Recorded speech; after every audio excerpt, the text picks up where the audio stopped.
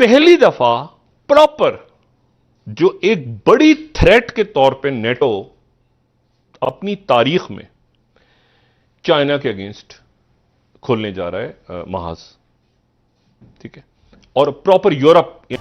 $30 पर उसने पेट्रोल लिया है। इंडिया ने, अमेरिका ने क्या कर लिया उसका? कल उसने कोयला लिया रूस के साथ, उसने क्या कर लिया? जिंदा कौमें जो हैं वो वक्त आने पर, अब सारा यूरोप जो है वो एक मसाइल में उलझा हुआ है और उसी मसाइल का हिस्सा हमें बना रहे हैं, महंगाई का।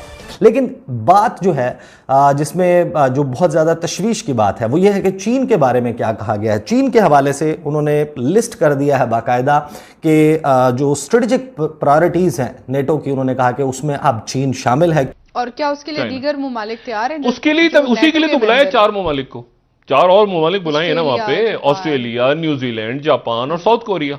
अमेरिका ने इंडिया का क्या कर लिया जी? कल उसने दुनिया की सबसे बड़ी सीमेंट की कंपनी ने कोयला भी ले लिया रूस से, पेट्रोल वो पहले ही सारा ले रही है रूस से, फर्नेस ऑयल वो पहले ले रही है, एलएनजी पहले ले रही है। तो चीन बाकायदा इस वक्त फ्यूरियस नजर आता है। वो चाइना, यानी चाइना का नाम उन्होंने इंक्लूड कर दिया नेटो ने पहली मर्तबा। जय हिंद दोस्तों, a very warm welcome to Hindustan special channel.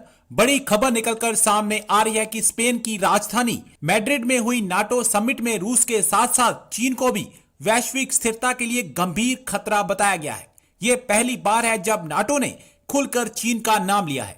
Taiwan को लेकर बढ़ते हुए तनाव के बीच नाटो देशों ने पहली बार चीन को रणनीतिक प्राथमिकता में शामिल किया। मैड्रिड में आयोजित बैठक में नाटो ने कहा कि चीन की महत्वाकांक्षा और पीड़ा देने वाली नीतियां पश्चिमी देशों के हितों, सुरक्षा मूल्यों के लिए चुनौती बन गई हैं। नाटो ने अगले दशक के लिए अपना ब्लूप्रिंट जारी किया और इसमें चीन को लेकर पूरे विश्व को चेतावनी दी गई है।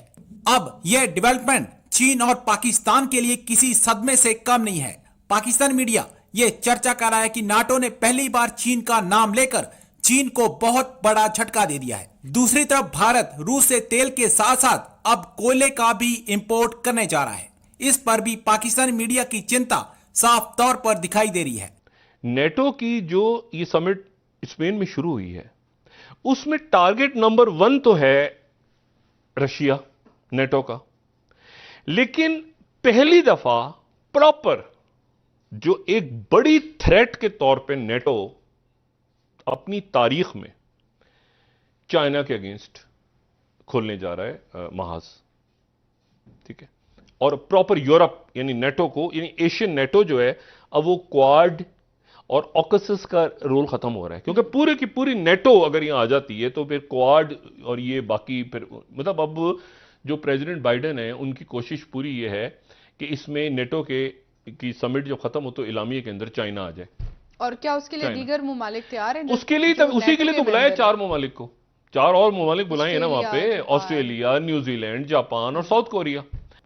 प्रेसिडेंट बाइडेन को एक बड़ी कामयाबी हासिल हुई और वही हुई है कि जो तैयब उर्दोगन है, तुर्की के तैयब उर्दोगन, उन्होंने स्वीडन और फिनलैंड के ऊपर जो ऑब्जेक्शन लगाया हुआ था कि उनको मेंबर नहीं बनने देंगे हम नेटो का, और ज़ाहिर है कोई भी रुकन मेंबर अगर ऑब्जेक्शन करता है, ऑब्जेक्शन तो उठाता है, तो उसके बाद वो एक प्रॉब्लम क्रिएट हो जाती है। तो वो प्रॉब्लम क्रिएट हुई थी, लेकिन वो तुर्की मान गया।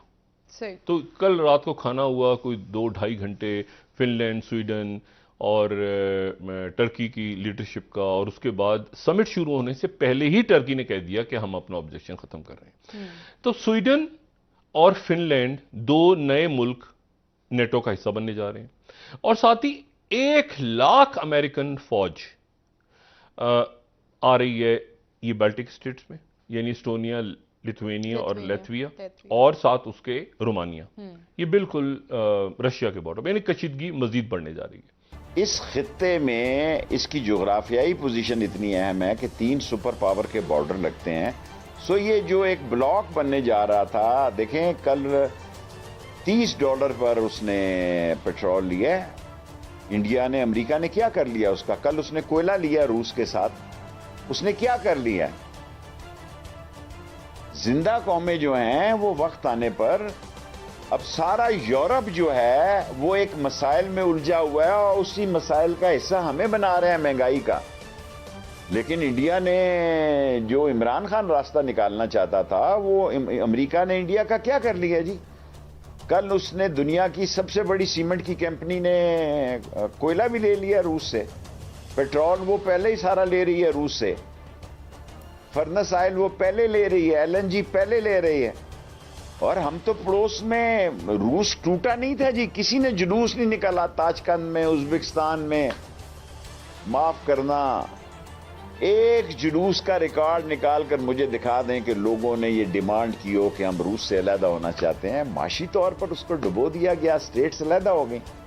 अब माशी तौर पर हमारे हालात क्या है हजूर, कि 178 से 208 और 6 रुपए पे डॉलर है, और टेक्सटाइल वाले कह रहे हैं कि हमारा बुरा हाल है। हालांकि एप्टमा इस मुल्क में सबसे बड़ा खुद बड़ा माफिया है, ये शुगर वाले खुद बड़ा माफिया है।